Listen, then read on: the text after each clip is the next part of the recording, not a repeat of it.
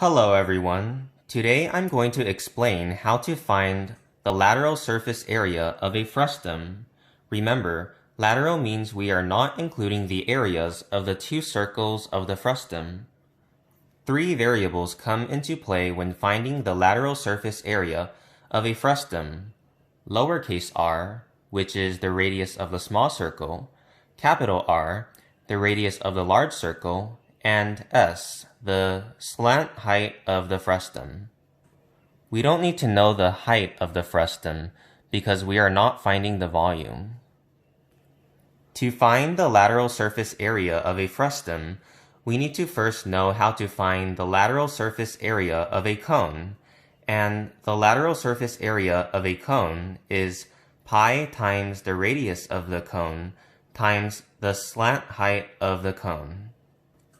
To use this, we need to extend the frustum to a cone, like this. This creates two cones, a small cone and a large cone.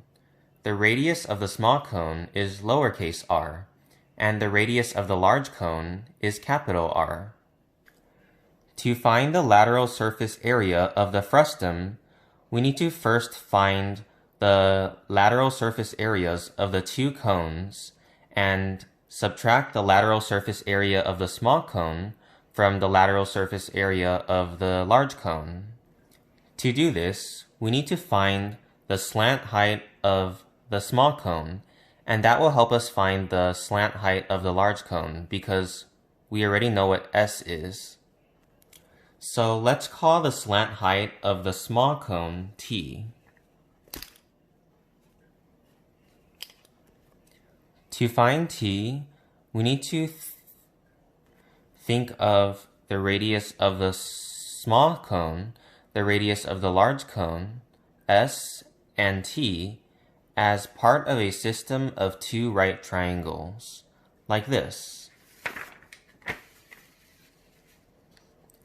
This system of triangles consists of a small triangle and a large triangle. Since I already defined T as the slant height of the small cone, I'm going to write T here because that corresponds to the slant height of the small cone. Since we have a system of similar triangles, I can compare sides. To find T, we can set up a proportion. Capital R over T plus S equals R lowercase r over T. With this proportion, I can solve for T. Capital R times T equals lowercase r times T plus r times S. But we want to solve for T, so I can subtract lowercase r times T on both sides.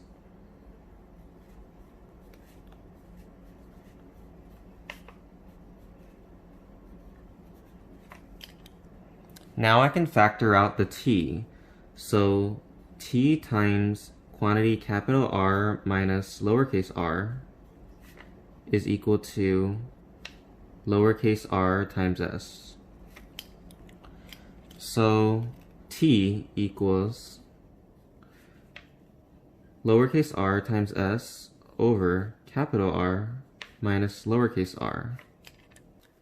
To find the lateral surface area of the frustum, we need to subtract the lateral surface area of the small cone from the lateral surface area of the large cone.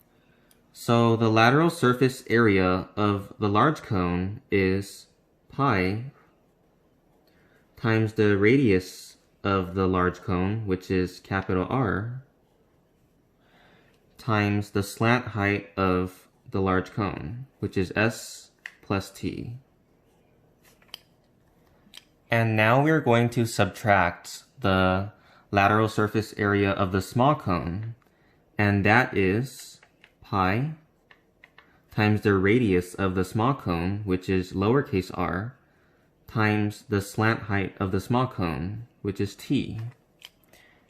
Now we can factor out the pi. So pi times quantity capital R times quantity t plus s minus r lowercase r times t. Now we can distribute the capital R. So pi times quantity capital R times t plus capital R times s minus lowercase r times t. Now we can factor out the t. So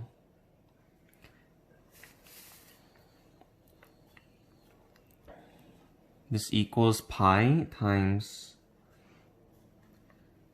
t times quantity capital R minus lowercase r plus capital R times s. Now we can plug in our t. So this equals pi times lowercase r times s over capital R minus lowercase r times capital R minus lowercase r plus capital R times s. Now we can cancel out. And we are left with pi times quantity lowercase r times s plus capital R times s. And now we can factor out the s.